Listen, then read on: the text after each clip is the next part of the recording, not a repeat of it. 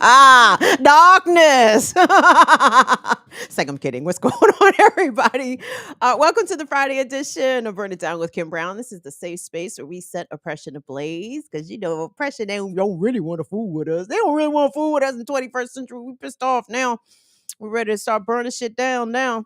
We're ready to talk our shit and back our chap now. Let's go. Anyway, welcome everybody. I'm so excited and appreciative that you guys have all made some time to come kick it with your homie on this Good Friday night on this precipice of the Memorial Day weekend. Yes, this is one of the few weekends that Americans, at least some of us, get the day off on a Monday. We don't get that many national holidays. And shout out to everyone that actually is going to have to work on the holiday. Been there and done that many, many Memorial Days, many Christmases, many Thanksgivings, many New Year's Eves. It really sucks. It really sucks. So it'd be awesome if we actually had entire national holidays where everybody truly got the day off. But anyway, try to enjoy the weekend as best you can, regardless of where you are across the country or even across the globe. Shout out to our international viewers joining us here tonight. We've got a good show in store for you guys. Coming up a little later in the program. What's up, niece Alicia? What's up, son Tyler? You know my family's out there in Minnesota. My fire family. my fire fam. Like Alicia, like Tyler. Minnesota, this legislative session had some promising shit come out of the state legislature with a Democratic majority in both the Minnesota House and the Minnesota Senate. You would think that Governor Tim Walz, the Democratic governor, would just be cool to, put his John Hancock down on legislation that could possibly, let's say, benefit workers. But he's a Democrat. He's a Democrat. We know the Democrats don't really fuck with the workers. A stunning move coming out of Minnesota today as the governor vetoes down a bill. Well, it could have been a law had he not vetoed the shit, but vetoed a bill that could have actually improved the working conditions for rideshare drivers. And spoiler alert, if you've been in around the Twin Cities area, even outside of there in Minnesota, who are the majority of the rideshare drivers? We'll get into that in just a little bit here. I also want to say what's up to everybody who's going to be joining us tonight on the May AMA. If you are a member or a patron, this one's for you. Coming up let's say about 8:30. Well, shit, let me hurry the fuck up then. If we're going to do this at 8:30, let me get my shit together and we're going to do this at 8:30. But yep, we've got the AMA post up over on patreon.com/BIDWKB. This is y'all's opportunity to ask me any questions. My deepest apologies that I'm a very boring person. But if you ask the right question, you might get an interesting answer. Yeah, so this is the time we kind of shoot the shit with the Fire Fam, all of our members, all of our patrons. If you're available for about an hour, about 8:30 this evening, we would love to see you in the spot. Please and thank you. And a little bit later, I'm gonna remind everybody to continue your support for this month's abortion fund. We'll post that information and I'll get into that just a little bit. Let me say what's up to everybody. Hi, what's going on, cutie pies? Who we got in here? What's up, Spin Cycle Dragon? Hi, Damien. Good to see you. Thank you again for remaining awake for us, Damien, over there in the UK. Tell Helly we said what's up. Where's my good sis Ursula? Ursula be going to bed now. Ursula said, "Can I catch you on the flip side?" Shout out to our dearest Ursula Baptiste. We love our whole UK contingent. What's up, Afra? Who else do we have in there? What's up, Wendy? Oh, no, there's Holly. Yes. Wendy and Holly. So where's my other dynamic duo? Sweary Fairy and Aggressive Progressive. Where y'all at? Because y'all back to back on two different laptops typing in the same room. Anyway, that's just my suspicion. Anyway, that's probably off base. What's up, Latif? Thank you so much for being here. Okay, there go my son. Hey, what's up, Donnie? What is that? Infinite content? What's up, TW offs? Does that stand for trigger warning offs? Is that what that means? I kind of like that handle. Yeah. What's up, TW Offs? You was probably somebody else. You just changed your name. You probably been down the whole time. What's up, Sugar Shan? Thank you so much for coming through. Hey, what's up, Ready Revolutionary? Hey, sometimes I don't be seeing y'all. What's up, 40J Blaze? Camille, thank you so much for making time. Hopefully, you got my reply and you can find your way to the AMA tonight. The link is posted over there on Patreon. Oh, I'm glad to see y'all in here. And my deepest apologies. Hey, Valley Girls. Uh, hey, oh wait, did I say what's up to Afro already? What's up, Afro? If I didn't say what's up, hey Kofi, what's going on? Glad to see y'all. I saw several of you guys in the chat. I was watching Earn Your Liberation today. I can't get in the chat, y'all. I don't type quick enough to be in the chat. So anyway, I just lurk like a lot of y'all to be doing lurking and shit. So I was lurking in the chat, dog. I can't remember what time I started watching.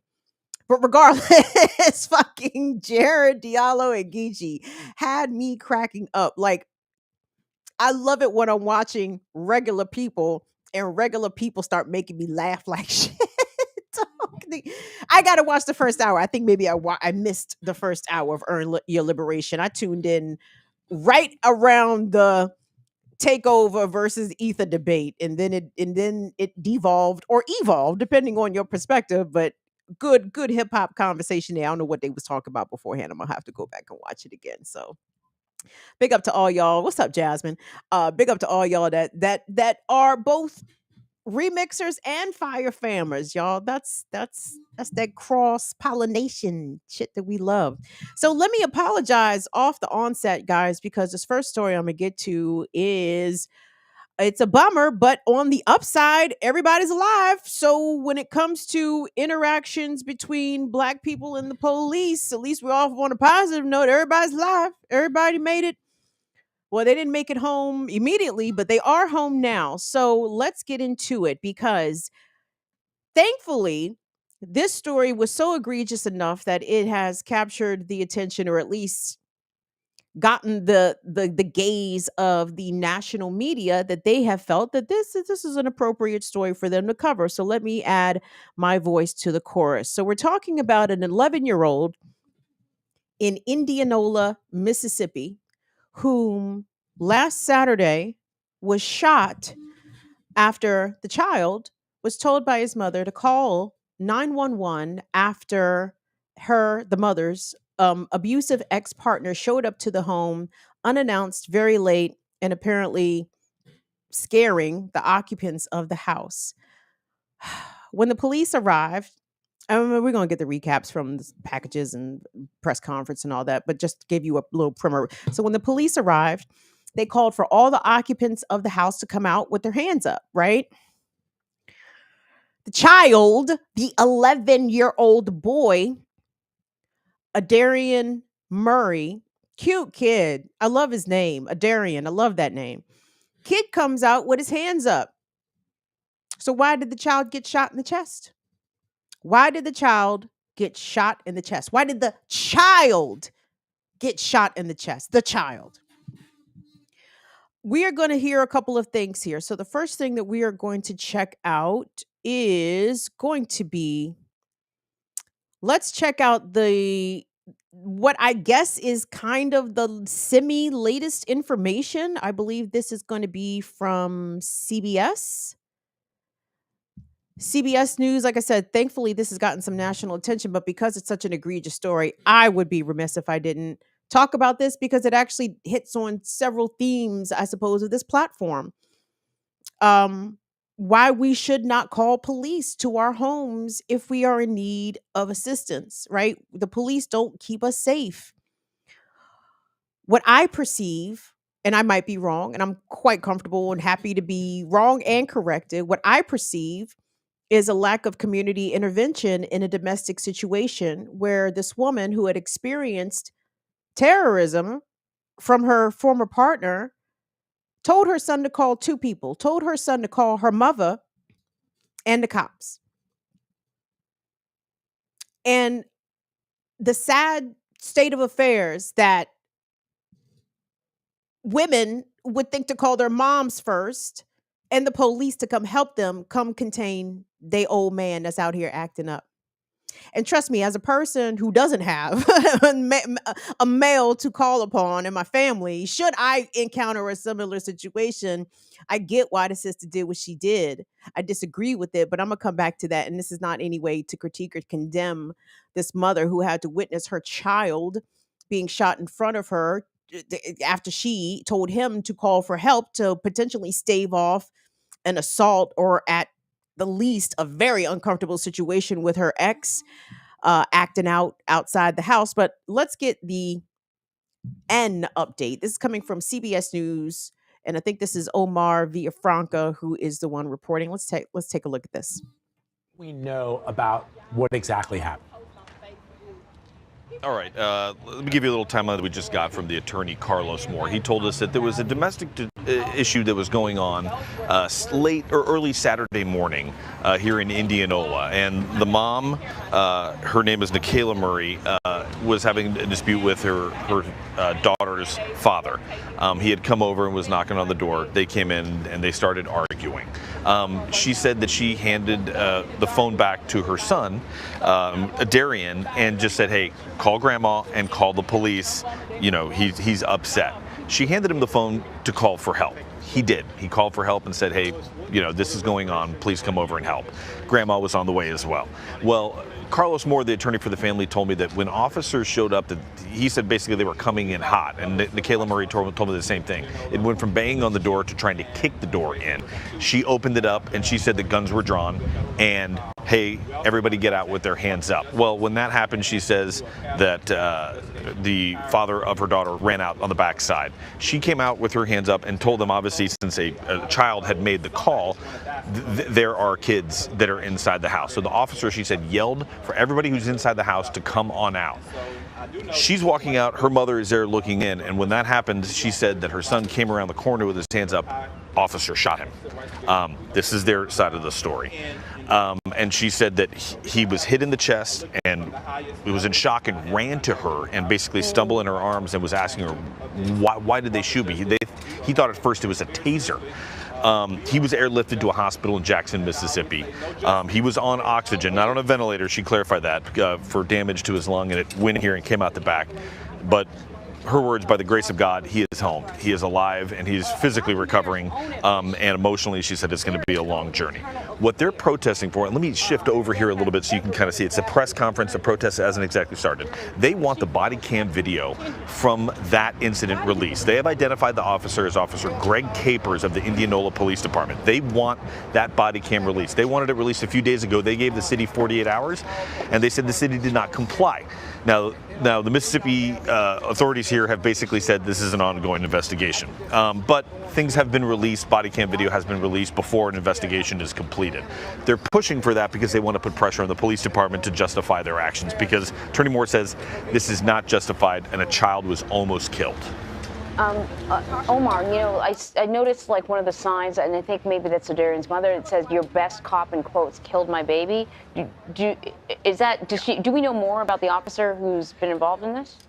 Yeah, we're trying to learn a little bit more. There's not much. We did. Attorneys are saying that a few years ago he was named as Indianola's best officer, and he had just said a little while ago, I was listening, if this is your best officer, then you need to get rid of the whole department and start all over again because of this happened. So that's where they're getting that moniker, the best officer, since he won that award. They want that body camera released, and since he says it hasn't been released in the 48 hours, that building behind me is City Hall. What they plan to do is have a sit-in, and they're going to go in 9 at a time and sit in. One of the city leaders came out and talked to Attorney Moore and said we can't have everybody come in. The maximum they can have come in is 9 at a time. So they're planning on doing a sit-in here to put pressure on the police department and the mayor to release the video that they say will show that the shooting was not justified. CBS News reporting there from Indianola. The officer who shot this 11-year-old, who shot 11-year-old Aderrien, is a veteran who actually has had excessive force complaints against him before, Greg Capers. We're going to see some of the press conference that Attorney Carlos Moore, and we're also going to hear from Aderrien's mother who spoke.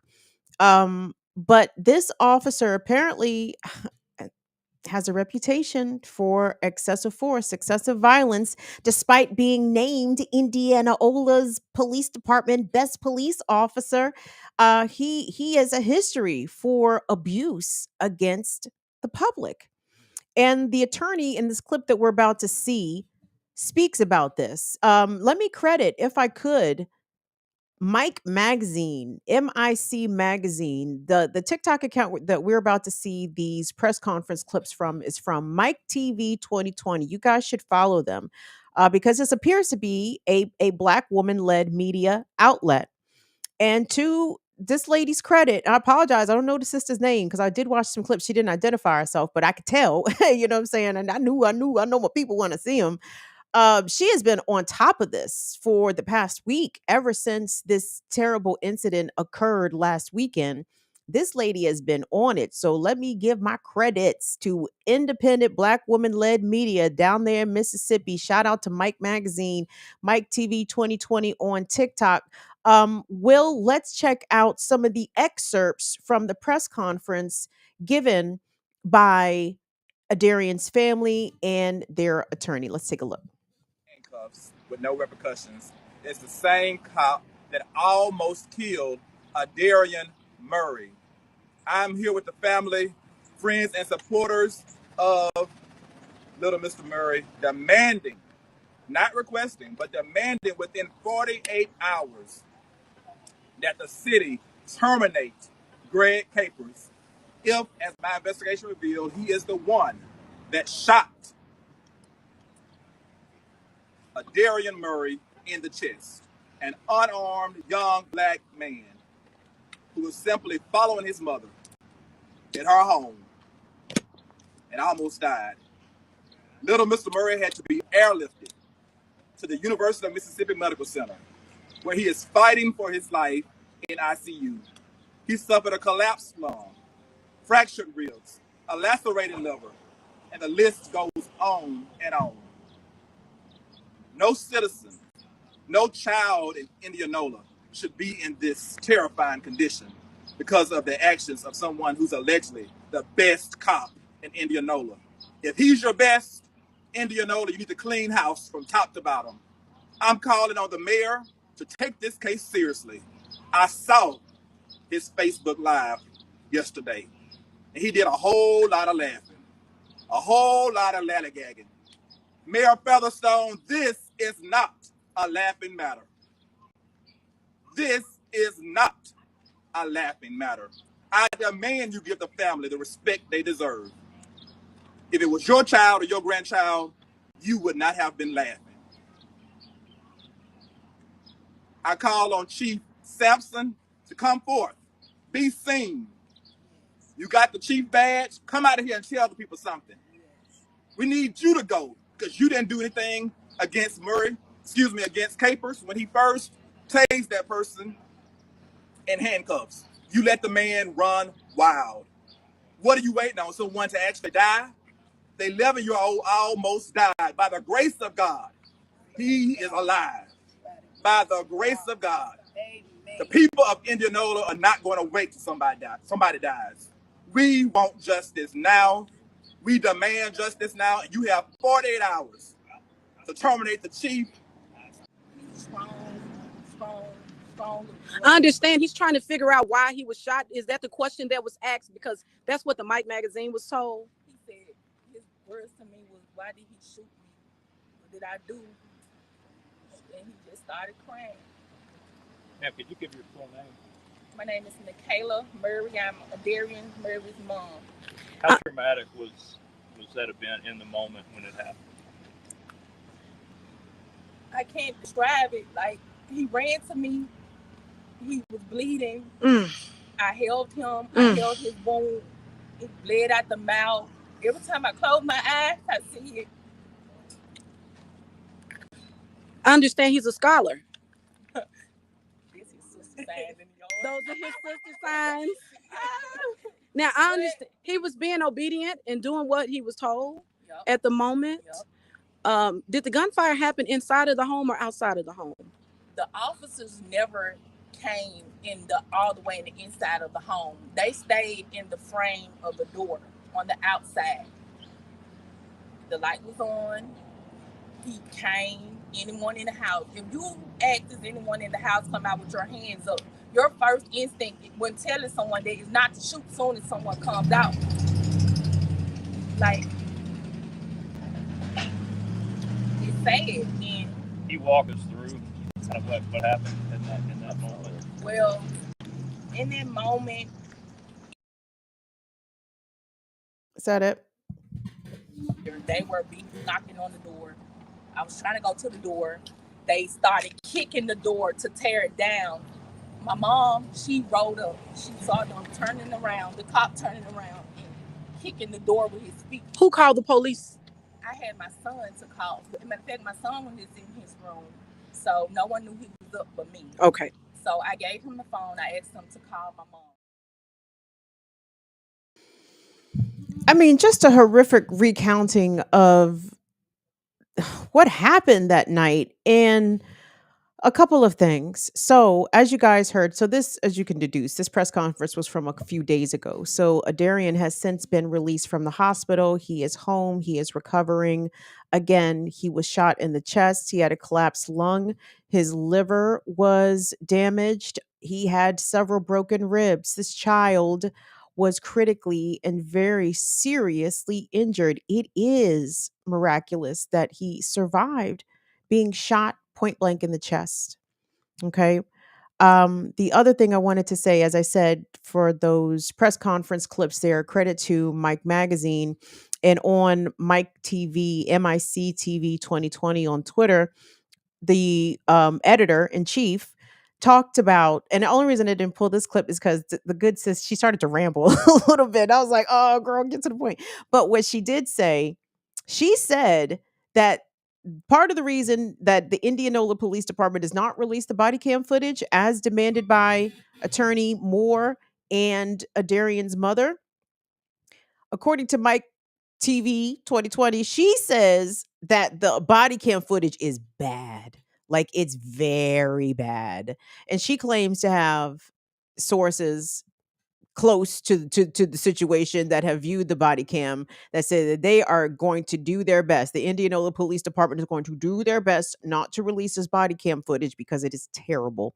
It is absolutely terrible. And I mean, I really don't need to fucking see it, to be perfectly honest. Like, I mean, I can visualize an 11-year-old boy coming out from around a corner with his hands up and getting shot in the chest. Like, I kind of don't need to see that.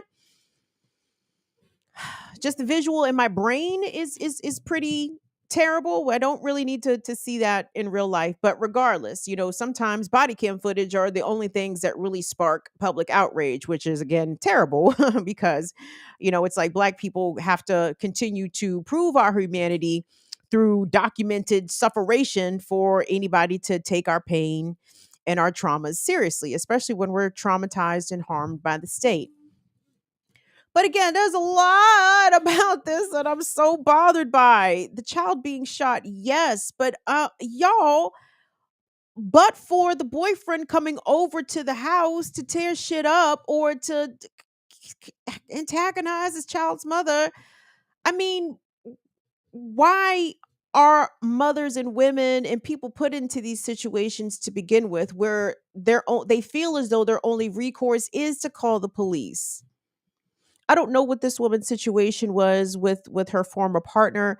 I watched several interviews of the mother around the shooting of her son, and she had said that this ex-boyfriend that came to the house had domestically terrorized her before, had been abusive to her in the past.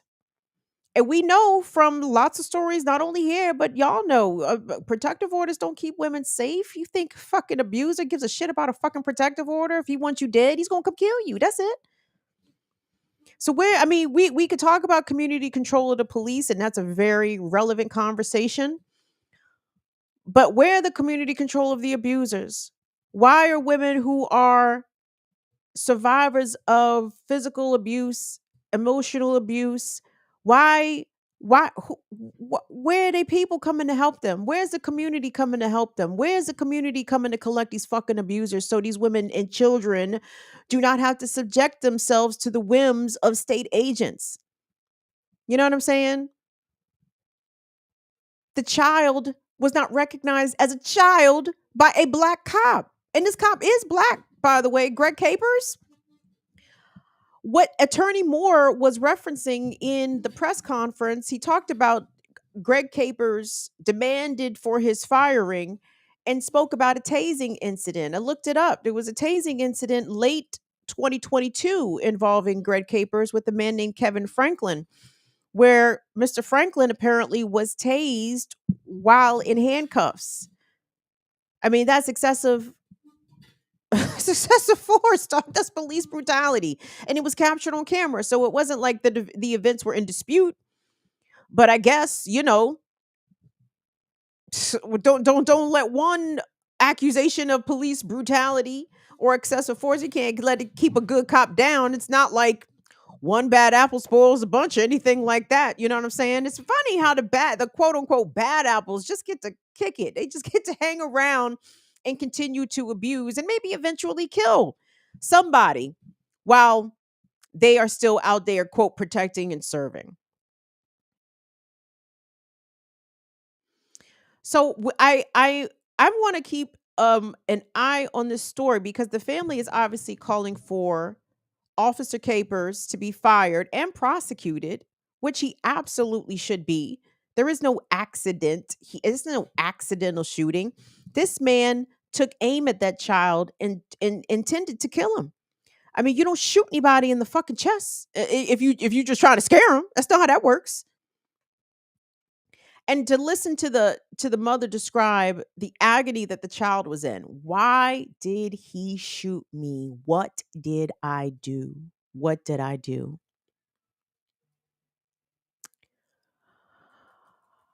Aderrien Murray, thankfully alive today. By the grace of God. That's the only thing I can say, y'all.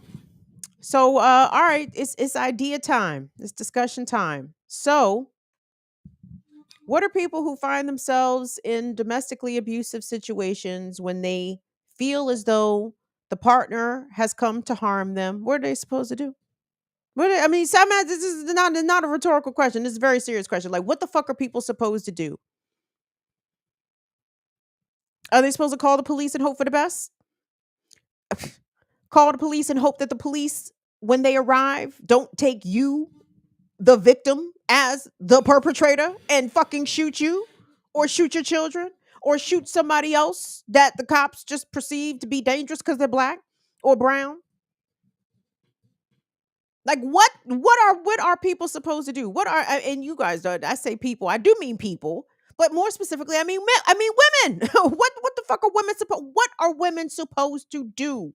What are we supposed to do?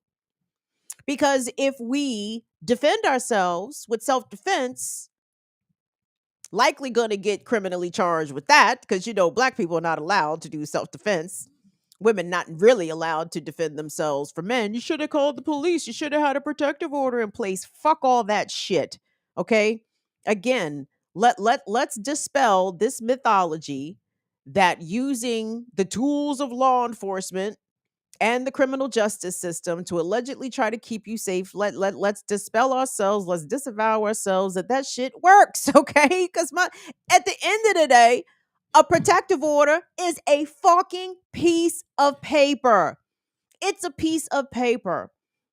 So when the abusive mandem show up at your house waving the 4-4, kicking in the door, you're supposed to show what you supposed to do. Hold up a piece of paper. You're supposed to hold up a piece of paper and say, look, buddy,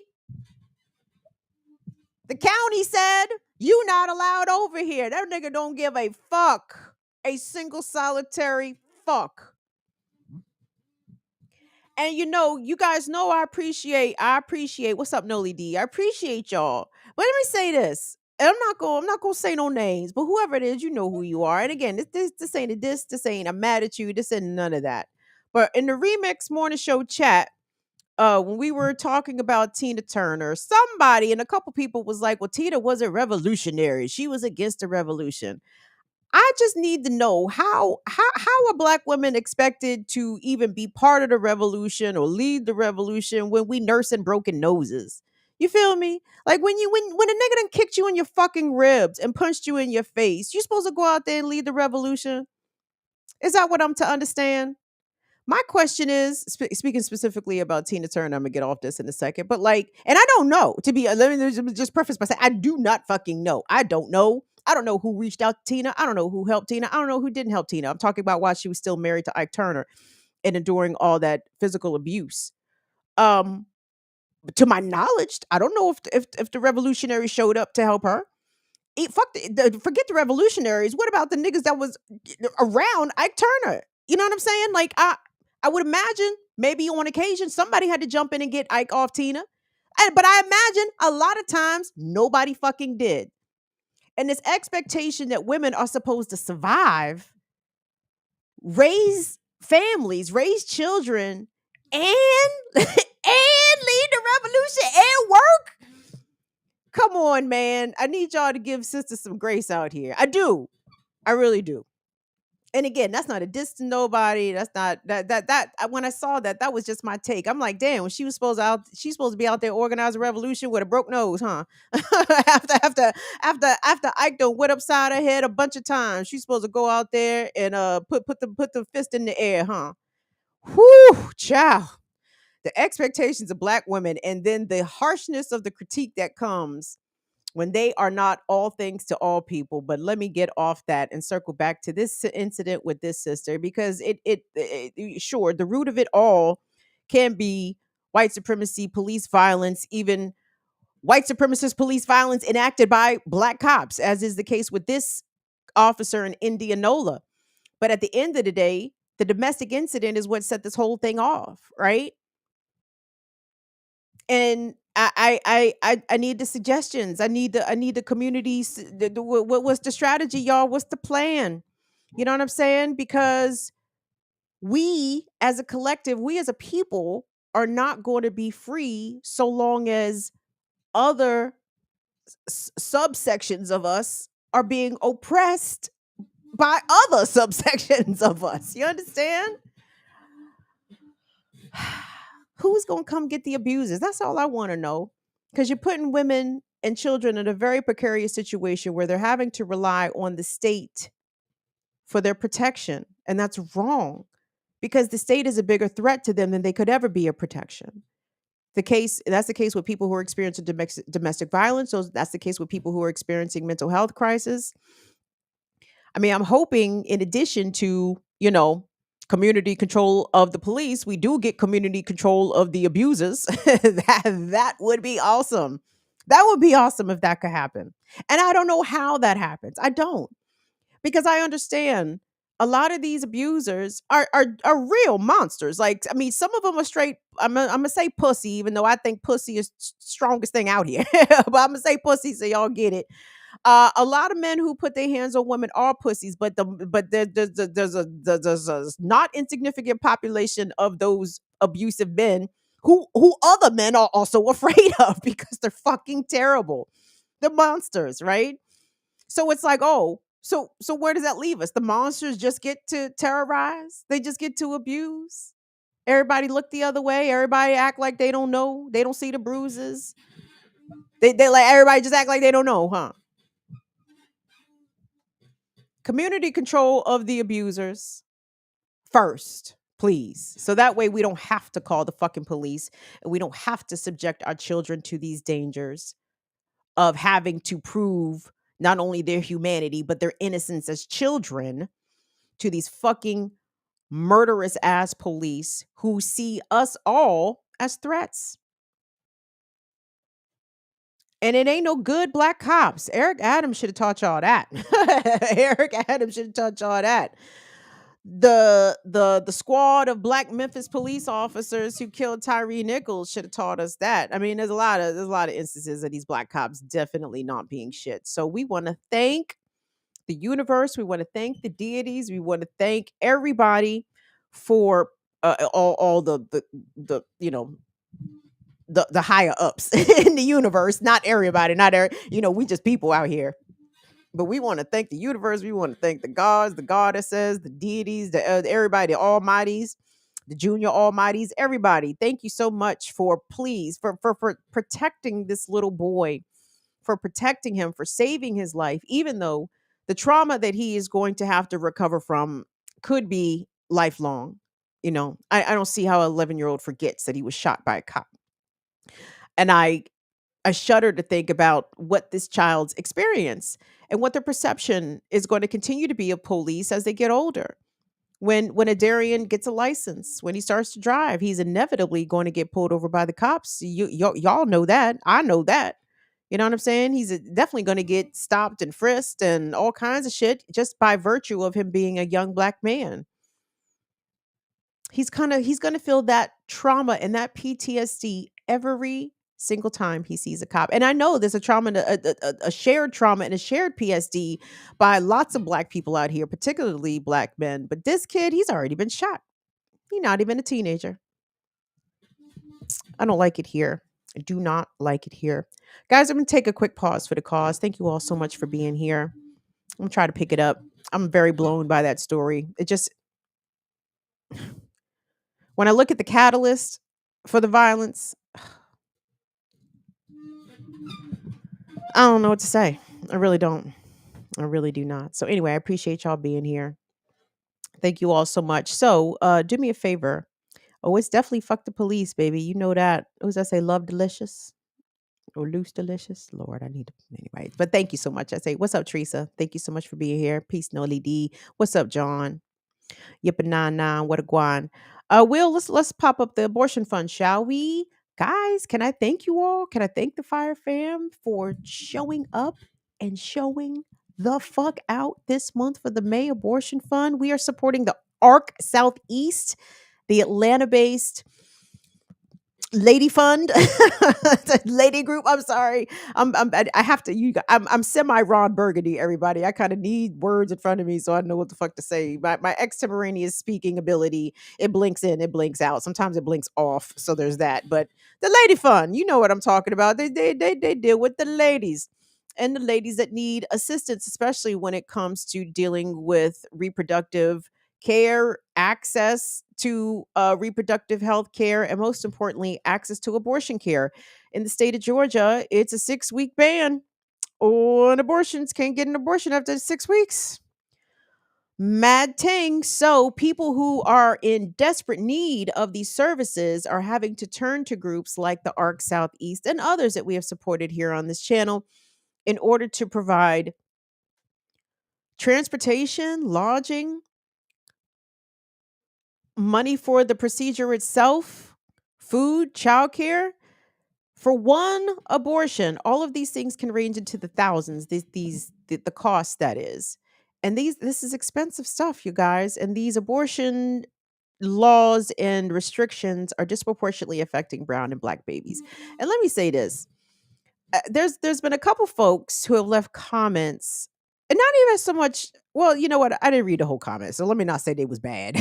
Maybe they was bad, and I just stopped fucking reading the shit, which is possible. But they started off friendly, so I didn't, get immediately grumpy. But someone commented in the affirmative, like, "Hey, I like Kim's show, but I don't like that she wants to support the genocide of black babies."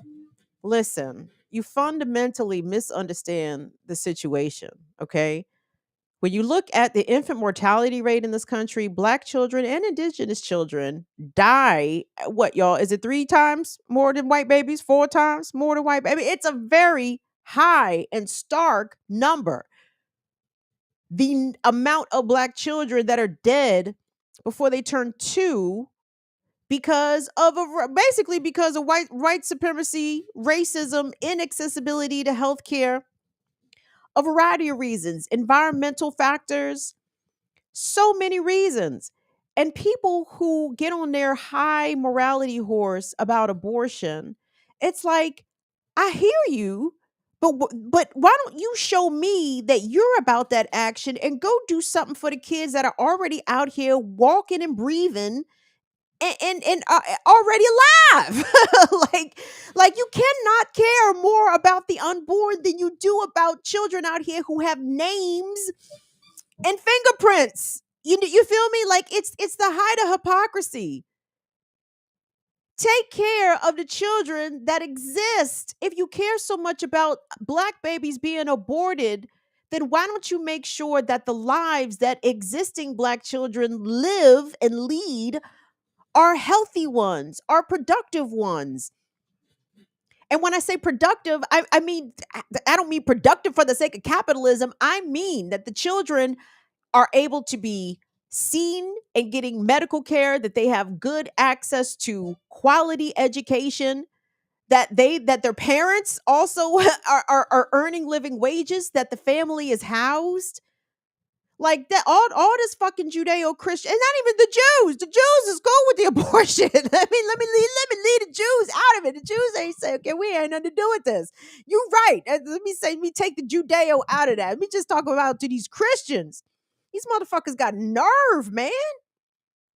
And let's not act like women don't die all the time in pregnancy. We're seeing it out of Texas, out of Tennessee. Woman almost dies or comes damn near close to death because the hospital refused to provide or offer the procedure that would stop her or remove the contents of the pregnancy because she is miscarrying. Jesus God. So if there are people out there that appreciate this channel, my work, you might even like me. I don't even whatever. I don't care. But like you misunderstand this. You really do. You really do.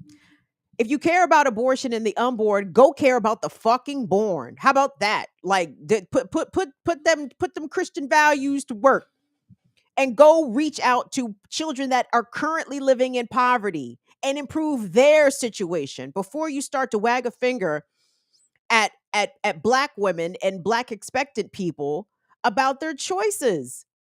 You try raising a kid in poverty. Yes, I know Jesus was in poverty.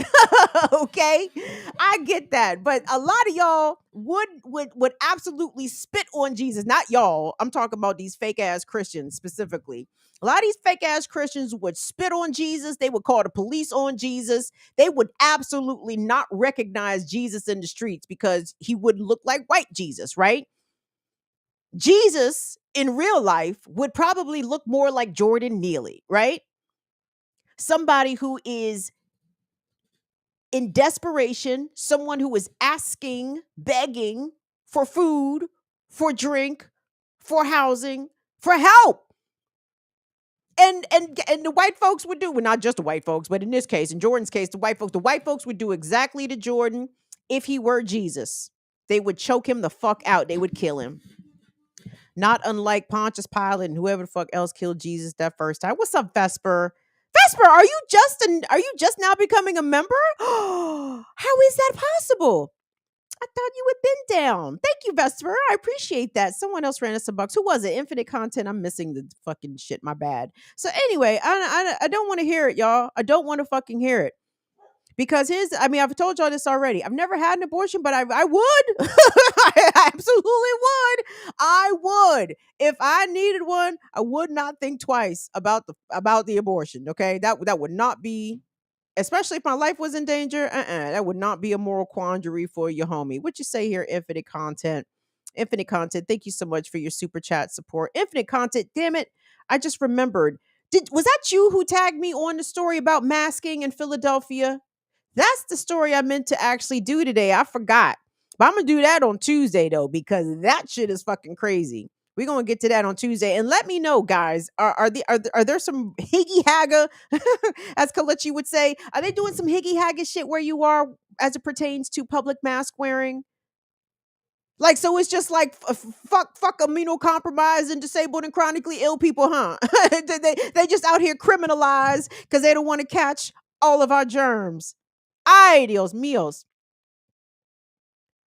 The chief of East Cleveland, what'd you say here? In a story update, the chief of East Cleveland Police Department resigned after the indictment of evidence tampering and what? And other BS on his part. I'm surprised he still had a job, Infinite Content. We might have to do the update on that. Go to our Cops Ain't Shit playlist, and you'll find the story that we did on the East Cleveland, Ohio, that East Cleveland Police Department where, what was it, 3/4 of the police force was under indictment for fuckery. Ridiculous. These cops truly ain't shit, man. They are truly, truly, truly ain't shit.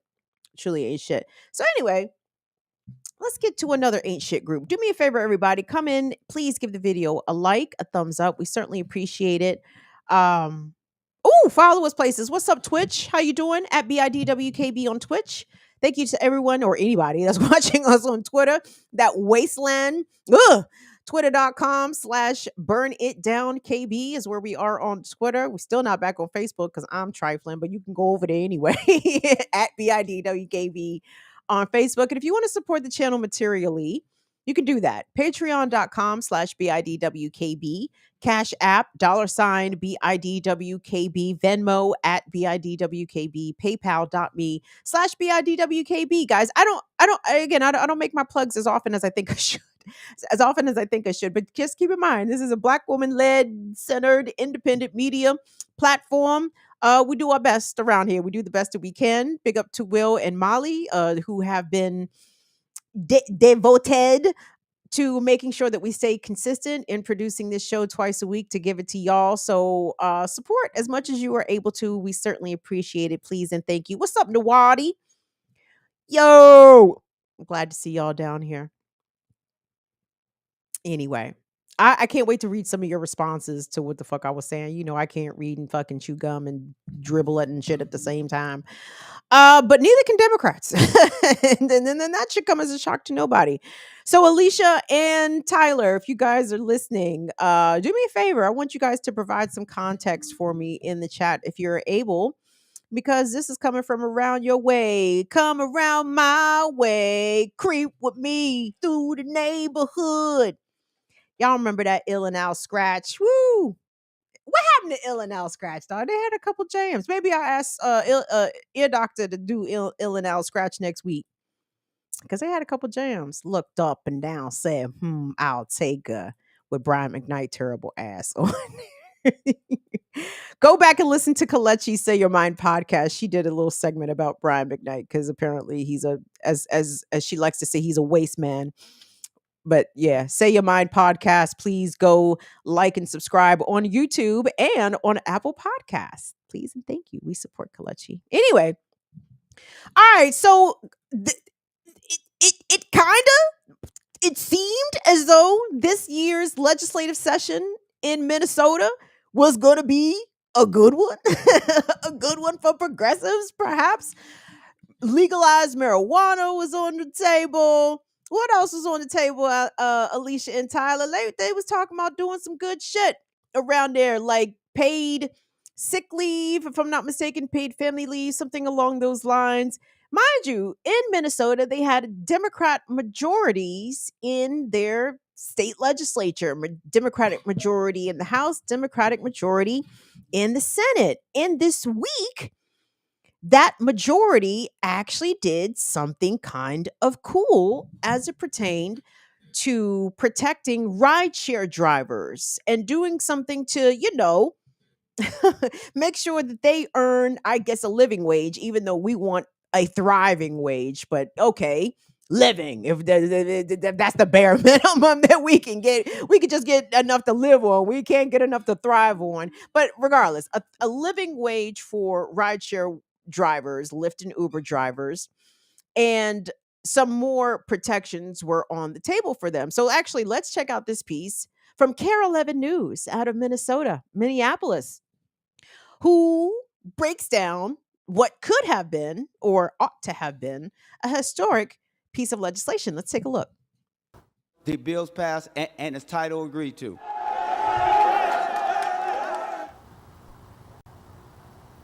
This was the huge moment of celebration for drivers after the Senate passed the bill 35-32 just over 12 hours ago. It's a success for the Minnesota Uber Lyft Drivers Association, whose members have been fighting for better working conditions.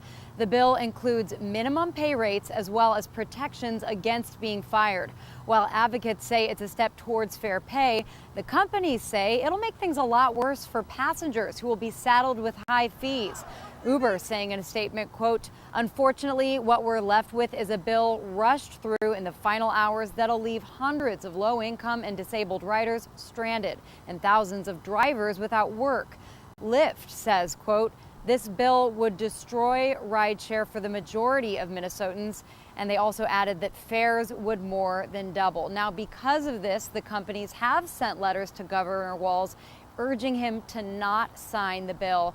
And again, Governor Walz has not indicated whether or not he will sign it, but it's important to know that during his time as governor, he has not vetoed any bill. So that kind of gives us a sign that it's likely to be signed by him. Guys, back to you.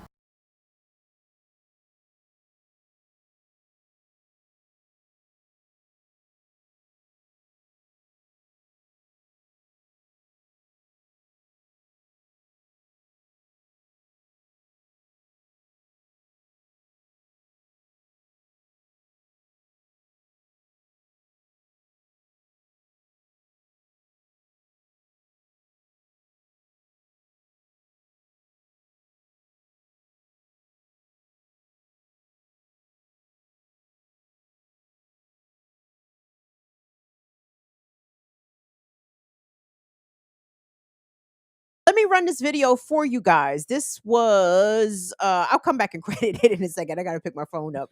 But check out the drivers that had assembled at the Minnesota Capitol and had made their presence felt inside of the chamber, inside of the legislature, to push for the passing of this bill. Let's take a look.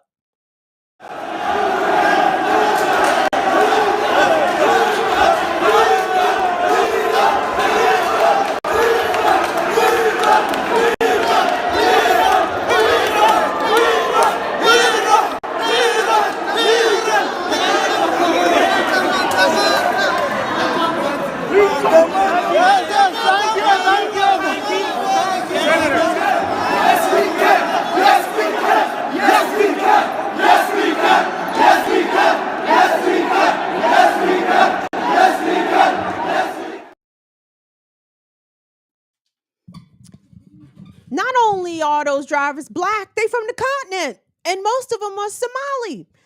Yo, when I went to Minneapolis for the first time ever in my life in 2019, I took my mom to Paisley Park to go, that's Prince's house, because my mother's a tremendous Prince fan. Neither of us had ever been to Minnesota at all. Lovely place, lovely, lovely. And of course, we had to ride share everywhere. And when we got to Chanhassen, where Prince lived, and we stayed at the hotel. Well, I've said all that to say everywhere that we caught rideshare, I don't think we had a white driver once. Okay, everybody was definitely non-white, and a couple youngins was definitely from the Horn of Africa. And I remember asking one of the drivers, the one who actually picked us up from our hotel in Chanhassen. You familiar with Chanhassen, Elisa? We stayed at the hotel, I think, that shared a parking lot with the hula hands, and that was like a very unimpressive hula hands. Shout out to good hula hands. Infinite Content, they still got their hula hands open out City Ave. That's one of the better hula hands. There's a good hula hands also in St. Louis. That one in Minnesota wasn't all that, but regardless. So he picked us up. The rideshare driver. I didn't know. I didn't ask him was he Somali, but I assumed he was from the Horn of Africa because he, resembled our East African brethren. And I asked him, I said, are the people nice to you? And he didn't understand the question. I basically said, are the white people nice to you? Are the white people nice to you out here? And he said, yes.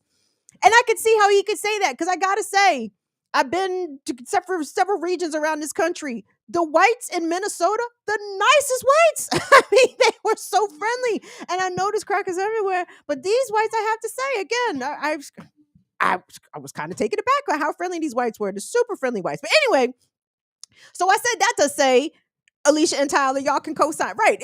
We've seen it in the pictures. A lot of these rideshare drivers are of African descent. They are black folks out there. Okay. And you would think, and we can share in their excitement that the Minnesota legislature passed this bill that would improve their working conditions. And surely when it gets sent to the desk of the Democratic governor, surely he will sign it into law. Is that what y'all think happened? We talk about Democrats here. Is that what y'all think happened? Will, do me a favor, pop up that Sahara Journal piece if you don't mind, please. Up. Look at there they go. Y'all people, Democrating once again. Let me scroll up and get to the headline. Because I said, surely this motherfucker didn't do this. Yes. Governor Tim Walz vetoes rideshare bill against Uber and Lyft drivers' wishes. Now, I don't think that these were merely wishes of the rideshare drivers. I think they wanted a fundamental change or an improvement to their material condition, which Tim Walz promptly dashed their dreams of, earning a better wage than which they were currently earning. I don't know what brand of did you pop up the article, Will? Did we read? I think the people need to get that headline that Tim Walz vetoed this shit, dog. He vetoed this shit against drivers, workers. Let me go to More Perfect Union real quick. That tweet is not in there, Will. Hold on. It said that this was when did they post this? Do I not have the date up? I didn't do that good of a screenshot.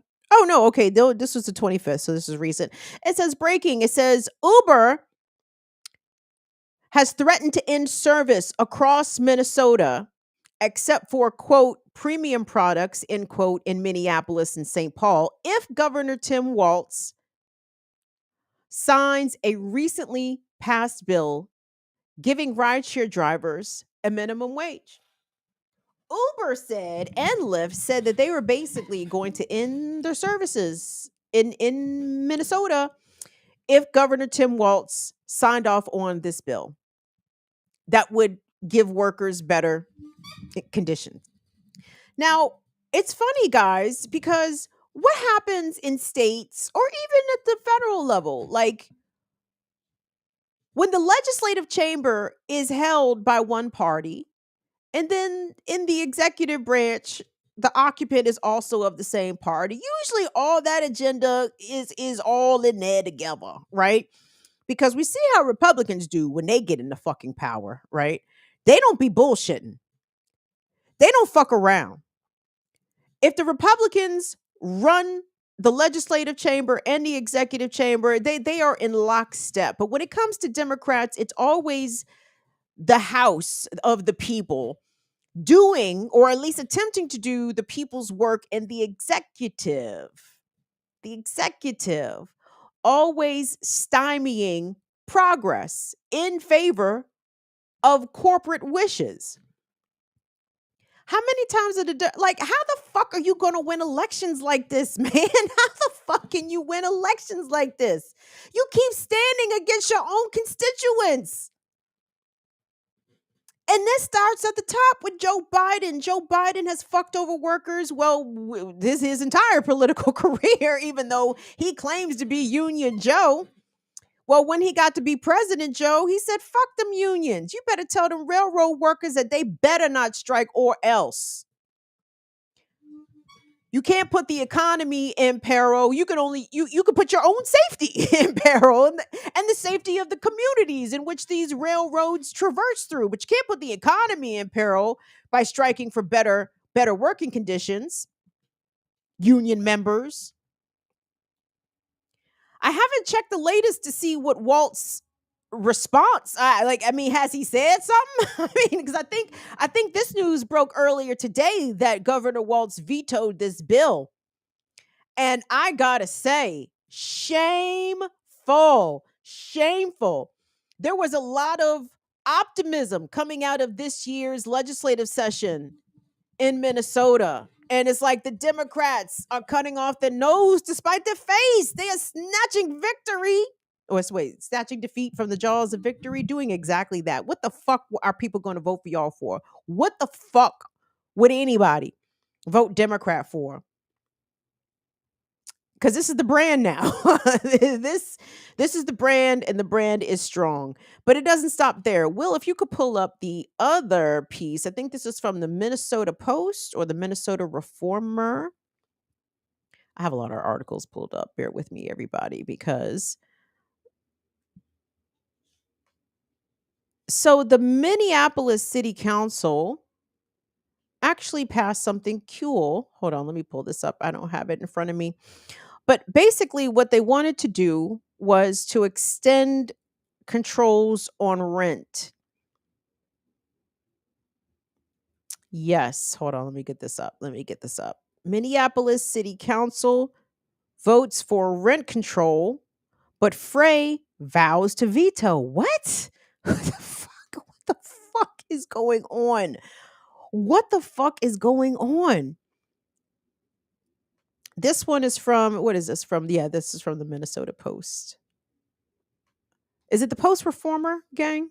Shout out to all the independent media. We love you. We appreciate you. Thank you so much for bringing us this perspective. It says Minneapolis City Council, yes, votes for rent control. Frey vows to veto.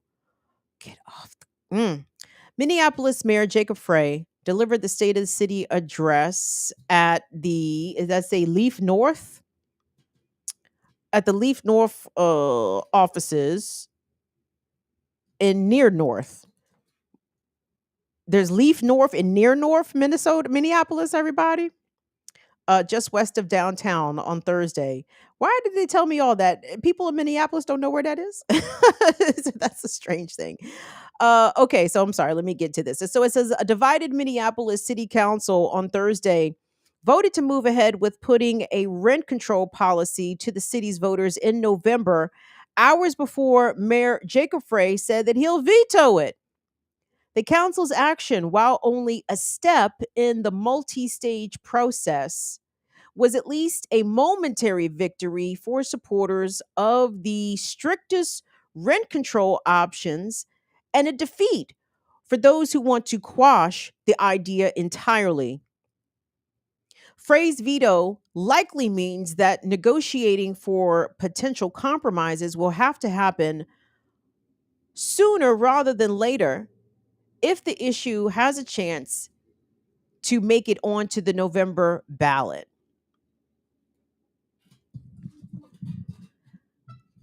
Jacob Frey in Minneapolis vetoing progressive. Again and again and again. I don't want to lay too much praise upon these policies because I don't know them intricately. I don't know what the details are of this rent control. I just don't know, right? So I hear rent control, I assume that means good, right? I assume that means good. And Jacob Frey is against it. I assume that means bad. And that is not the first time, even this year, that we have seen so called Democratic mayors stand in opposition to progressive policies, either passed outright by city councils or, very, very hard pushed back against. You guys remember earlier this year, I covered that the DC City Council, in a very lengthy process over the period of a few years, voted to rewrite certain parts of its criminal code that had not been updated in about 100 years. And Muriel Bowser, the Democratic mayor, the Black woman mayor of Washington, D.C., vetoed this. And her veto was overridden by the D.C. City Council. And then House Republicans got involved because of D.C. doesn't really have the autonomy over its laws. Every single law passed in the District of Columbia is subject to congressional review. And this law, where the city council tried to rewrite the criminal code, was seized upon by House Republicans as a piece of, loose on crime, soft on crime propaganda. And who were the House GOP joined with? Who, everybody? Joe fucking Biden. You got that right. Isn't it funny how Democrats do some Republican shit when they get good and ready? Joe Biden stood with House Republicans and defeated the DC City Council's own law. Joe Biden signed the House's disapproval resolution, which, was not only just passed by the House, but passed by the Senate, which means Senate Democrats had to vote for the shit too. So look at this Democratic brand. Look at this fucking brand. Standing against the will of voters, standing always with police, standing against workers at every opportunity. What I mean, the Democrats are the best Republicans. they are just outstanding fucking Republicans, and I'm tired of them. Pop me back up, Will. Pop me back up. Pop me back up. Pop me back up. So, despite this long fought victory accomplished by the rideshare drivers of Minnesota and their allies and their comrades. Once again, these people's needs have been denied, and we know why they're denied. Part of it has to do with corporate greed, capitalism's insistence on maximizing profit to the detriment and to the exploitation of its workers. And let's be clear, Uber and Lyft are very profitable companies. They made a shit ton of fucking money. They have the money. They can pay these people. They just don't want to pay these people. They want to keep the gig economy the way it is as independent contractors so that they don't have any responsibilities as employers to their employees. But if they're not employees, well, then they don't give a fuck about them. And these people have to pay for everything. They got to pay for their own medical. They got to pay out of pocket for their vehicle maintenance and repairs and all kinds of stuff. And how much are they getting compensated? Especially when you factor in the, as Kalechi say, the cause he lives. The cost of living is preposterous. And these wages are not going up quick enough. And in the places where wages are going up, it is in spite of Democrats. It's in spite of congressional Democrats. It is usually more progressive city councils that are taking the initiative to raise the local minimum wage because the federal government is not raising the fucking minimum wage $7.25 in the year 2023. The audacity of hoes. I don't know what to do. I don't know what to do. I don't know what to do. I would say run better candidates, but Bama's just get co-opted, right?